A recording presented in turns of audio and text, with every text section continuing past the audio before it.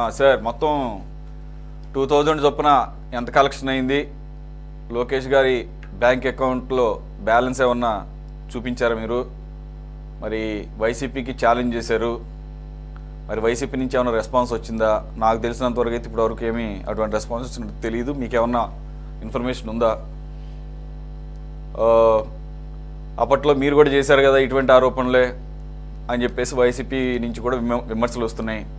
మొదటి సంవత్సరం ఒక 1000 రూపాయలు, తర్వాత దాన్ని 2000, ఇప్పుడు ఎలా అయితే 13,000 వేశారో 15 అని చెప్పేసి, of course for only one child for a family అన్నట్టుగా కదా.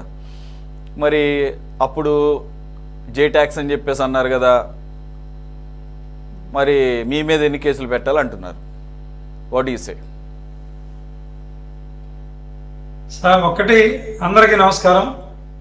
డిబేట్లో పాల్గొన్న పెద్దలకి అందరికీ, అట్లానే 24/7 ప్రేక్షకులకు కూడా నమస్కారం తెలియజేస్తుంటూ, వాళ్ళదంతా ఏంటంటే ఓర్చుకోలేని తత్వం, మనం చేయలేదు వాళ్ళు చేస్తున్నారు అనేది ఒక భావన. వాళ్ళకి అభద్రతా భావంలోకి వెళ్ళిపోయారు. వాళ్ళు వైసీపీ వాళ్ళందరూ కూడా అభద్రతా భావంలోకి వెళ్ళిపోయారు. ఇవాళ మీరు కనుక చూసుకుంటే ఆంధ్రప్రదేశ్లో ఒక్కరు పిల్లలు ఉన్నటువంటి వాళ్ళు 18,55,760 కుటుంబాలు, ఇద్దరు పిల్లలు ఉన్నటువంటి కుటుంబాలు 14,55,322, ముగ్గురు పిల్లలు ఉన్నటువంటి వాళ్ళు 2,10,634, నలుగురు ఉన్నటువంటి వాళ్ళు కూడా 20,000 మంది ఉన్నారు. ఇక 5, 6 కూడా ఉన్నారు. టోటల్గా 67.27 లక్షల మంది విద్యార్థులకి అకౌంట్లోకి డబ్బులు మ్యాక్సిమం రేపు ఎల్లుండి పడతాయి. అంటే సోమవారం, మంగళవారం, ఇప్పుడు కూడా కొన్ని ఇదైంది. అంటే ఒక్కొక్క పిల్లవాడికి 15,000 రూపాయలు ఇస్తారనేది గవర్నమెంట్ జీవో తీసుకొచ్చి, తద్వారా అసలు ఆ స్కీమ్ కూడా పెట్టాం. ఇప్పుడు ఎందుకు ఇవన్నీ చేసామంటే, బ్రహ్మాండంగా ఆంధ్రప్రదేశ్లో అందరూ కూడా బాగా ఉండాలి, తల్లికి వందనం అనే కార్యక్రమాన్ని చక్కగా చేపట్టి, దాంట్లో పేద బడుగు బలహీన వర్గాల పిల్లలు ఎంతోమంది ఈ స్కూల్స్కి వెళ్ళి ఫీజులు కట్టుకోలేని వాళ్ళు ఉంటారు. ఆర్థికంగా వెసులుబాటు లేక చదువులు ఆగిపోకూడదు. వాళ్ళు ఎంతో ఉన్నత స్థాయికి దేశాలు వెళ్లాల్సిన వాళ్ళు, వాళ్ళకి ఫీజులు అని ఇస్తూ, అదేవిధంగా కొంతమేర స్కూల్లో మెయింటెనెన్స్ కావచ్చు, మిగిలిన వాటికి కావచ్చు, అనేక రకాలుగా ఇప్పుడు దానికి కిట్ కూడా ఇస్తా ఉన్నాం. దాని నిమిత్తం ఉంచితే వీళ్ళు ఏదో ఒకటి మాట్లాడటం, వైఎస్ఆర్సీపీ మొట్టమొదటిగా తెలిసినటువంటి విద్య ఏంటంటే ఏదో ఒకటి మాట్లాడతారు ముందు, ఒక్కటి కూడా నిజాలు ఉండవు, అన్ని అబద్ధాలే. చూడండి, మీరు కావాలంటే చూసుకోండి. పెన్షన్ ఇస్తా అన్నాడు, ఒక ఉదాహరణ చెప్తున్నది. 3,000 చేస్తాను పెన్షన్ అన్నాడు, సంవత్సరానికి 250 పెంచాడు.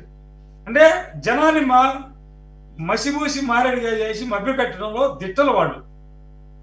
ఒకరని కాదు, ఇద్దరని కాదు, వాళ్ళలో ఎవరు మాట్లాడినా ఆ మాట మీద నిలబడేవాళ్ళు ఒక్కరు కూడా లేరు. ఒక్కరంటే ఎవరైనా సరే ఆ రాష్ట్రం మొత్తంలో ఇవాళ లోకేష్ బాబు గారు ఛాలెంజ్ విసిరాడు, 24 గంటలు టైం ఇస్తున్నా, ఎవరైనా సరే నా ఖాతాలోకి కనీసం 2,000 రూపాయలు ట్రాన్స్ఫర్ అయినా జరిగినట్టు చూపించడం చూద్దాం అన్నాడు.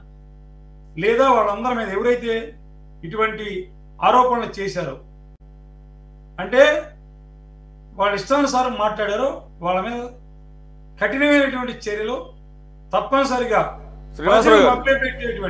శ్రీనివాసరావు గారు ఓకే, వైసీపీ ఏమన్నా రాజకీయపరమైనటువంటి ఆరోపణ చేసిందేమో, అది ఇక వాళ్ళు ప్రూవ్ చేయటమా లేదా వాళ్ళు డిసైడ్ చేసుకుంటారు. మీరు ఎంతవరకు ప్రెస్ చేస్తారు, మీరు డిసైడ్ చేసుకుంటారు. మేము అడుగుతున్నాము, సరే ఆ 2,000 మీరు సరే లోకేష్ గారికి సంబంధం లేదనుకుంది, మరి మీరు చెప్పినట్లుగా పాఠశాల అకౌంట్లో ఏమన్నా ఓపెన్ చేశారా, ఆ అకౌంట్లో వేశారా, లేకపోతే వేస్తారా?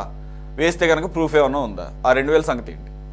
వేస్తాం సార్, తప్పకుండా వేసి అవన్నీ కూడా ఆ స్కూల్ కమిటీలు, స్కూల్ ఆధ్వర్యంలో అక్కడ దానికి సంబంధించినటువంటి ఇన్ఫ్రా, ఆడపిల్లలకి అనేక రకాలుగా మూత్రశాలలు, సైకిల్ స్టాండ్స్ పెట్టుకోవడానికి, చెప్పులు స్టాండ్స్ పెట్టుకోవడానికి అనేక రకాల ఫెసిలిటీస్ కావాల్సిన అవసరం ఉంది స్కూల్లో.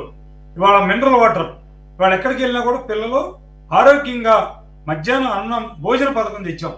వాటితో పాటు మినరల్ వాటర్ ప్లాంట్ కూడా కల్పించి మన భారతదేశంలో యువతని ఆరోగ్యవంతులుగా ఆనందకరమైనటువంటి వాతావరణం, వాళ్ళలో ఉన్నటువంటి తెలివితేటలను బయటికి తీసుకురావడం అనేది ముఖ్యమైనటువంటి ఉద్దేశం. దాంట్లో భాగంగా అన్ని ఫెసిలిటీస్ కల్పించాలా. ఒక స్కూల్ అనగానే గతంలో మీకు తెలుసు, ఇక్కడ ఉన్నటువంటి పెద్దలు కోటేశ్వరరావు గారు కావచ్చు, రాజీ గారు కావచ్చు, మనం చిన్నప్పుడు రోడ్డుని వెళ్తామంటే బురదలో నడిచి వెళ్ళిన రోజులు, 2 కిలోమీటర్లు నడిచి వెళ్ళిన రోజులు ఉన్నాయి.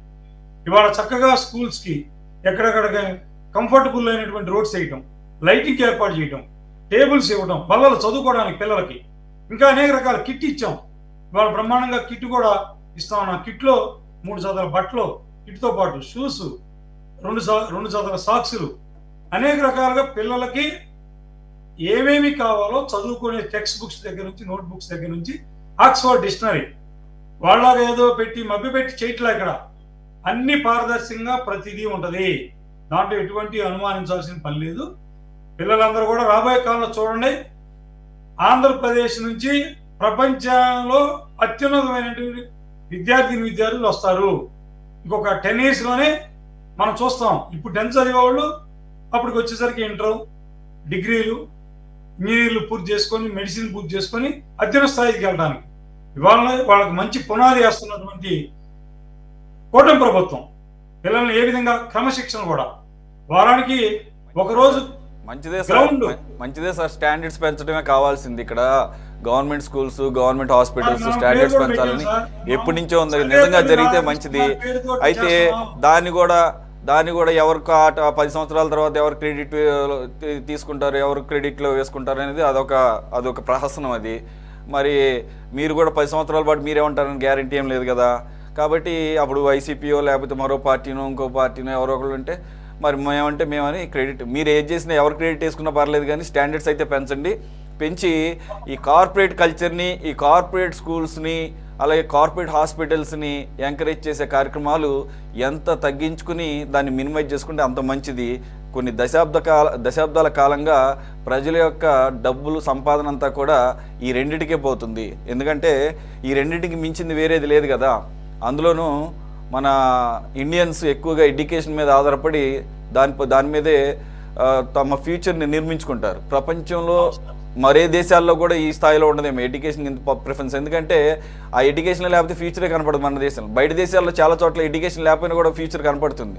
అందుకనే అక్కడ తల్లిదండ్రుల మీద ఆధారపడకుండా పిల్లలే ఒక స్థాయి దాటిన తర్వాత, 10th దాటిన తర్వాత వాళ్ళకి స్తోమతున్న తల్లిదండ్రులకి వారి మీద ఆధారపడకూడదు అని చెప్పేసి, అలాగే ఎడ్యుకేషన్ జీవితం కాదని చెప్పేసి జీవితం పాఠాలు నేర్చుకుందాం అని చెప్పేసి ఒక బ్రేక్ తీసుకుంటారు.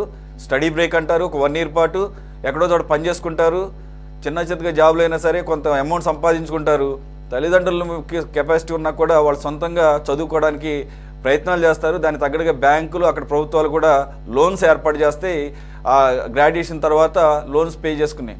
కాబట్టి సిస్టమ్స్ అన్నిటినీ స్టడీ చేసి ఉన్న వ్యవస్థలన్నింటినీ కూడా నీరుగార్చేశారు. కాబట్టి ఈ ప్రభుత్వం ఆ ప్రభుత్వం అని కాకుండా ఉన్న గవర్నమెంట్ స్కూల్స్లోనేమో టీచర్స్కేమో అత్యధిక శాలరీస్, వాటిల్లో జాబులు రావాలని చెప్పేసి అనేక మంది కోరుకుంటారు.